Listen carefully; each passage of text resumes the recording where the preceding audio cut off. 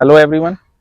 आज एक हम सबसे इम्पोर्टेंट टॉपिक पे बात करने जा रहे हैं कि जब हम मिडिल ओवर्स में आते हैं, स्पेशली जो मिडिल ऑर्डर बैट्समैन है, तो कई दिक्कतें आती हैं कि हम सिंगल नहीं निकाल पाते हैं, स्ट्राइक रोटेट नहीं कर पाते हैं, जो कि मिडिल ओवर में सबसे इम्पोर्टेंट चीज़ है। क्योंकि क्या होता है कि अगर हम सिंगल्स नहीं निकालेंगे, स्ट्राइक रोटेट नहीं करेंगे, तो प्रेशर हम पे भी आएगा, बॉलर भी हम पे डोमिनेट करेगा।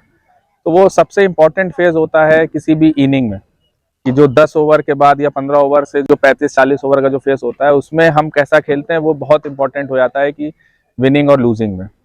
तो उसके लिए सबसे इंपॉर्टेंट चीज़ है कि मिडिल ऑर्डर बैट्समैन ये चीज़ नेट्स में या अपनी ड्रिल्स में ट्राई करें कि हम गैप में मारने को देखें, चाहे वो बैकफुट शॉट हो चाहे फ्रंट फुट शॉट हो।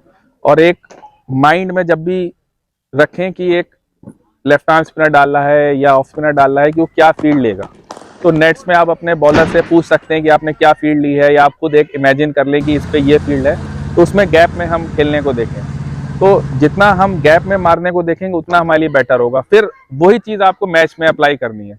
जब तक आप वो चीज़ नेट्स में ड्रिल में वो चीज़ सोच के नहीं करोगे तो मैच में नहीं होगा।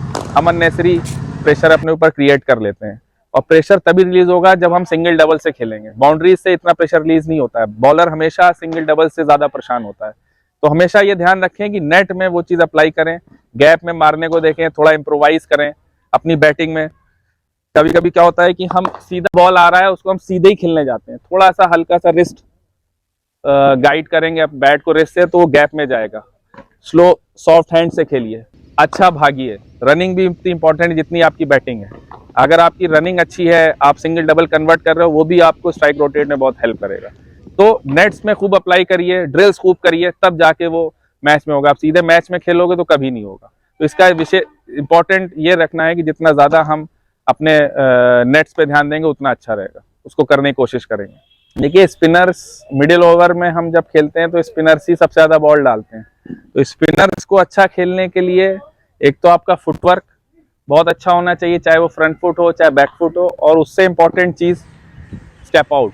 अगर हम स्टेप आउट नहीं करेंगे तो स्पिनर्स को डोमिनेट करना थोड़ा मुश्किल हो जाता है। तो स्टेप आउट करने से आपको बाउंड्रीज भी मिलने के चांस है, और दूसरा आप गैप में खेलने में बहुत आसानी हो जाएगी। बॉलर भी एक टिप्पा पकड़ के नहीं डालेगा, जब वो देखेगा कि स्टेप आउट कर रहा है तो वो आपको आगे पीछे फिर वेरिएशन करेगा, तो उसमें रन बनाने के चांसेस बहुत बढ़ जाते हैं।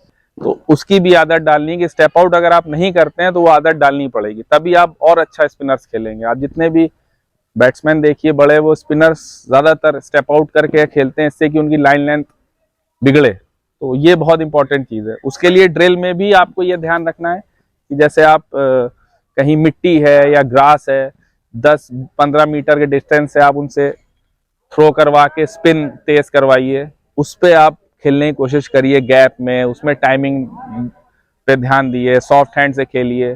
तो उससे जब बहुत बेनिफिट ये होगा, जब आप नेट्स पे खेलेंगे विकेट अच्छा मिलेगा तो आपको थोड़ा इजी हो जाएगा खेलना, जब हम उस पर कंट्रोल कर लेंगे थोड़ा खराब विकेट पे या मिट्टी पे खेलने पे। तो ये सब चीजें ड्रिल हैं, इस पे आप फोकस करेंगे तो गेम आपका नो डाउट स्पिनर्स पे अच्छा होगा, और स्ट्राइक रोटेशन में भी आपको बहुत आसानी रहेगी।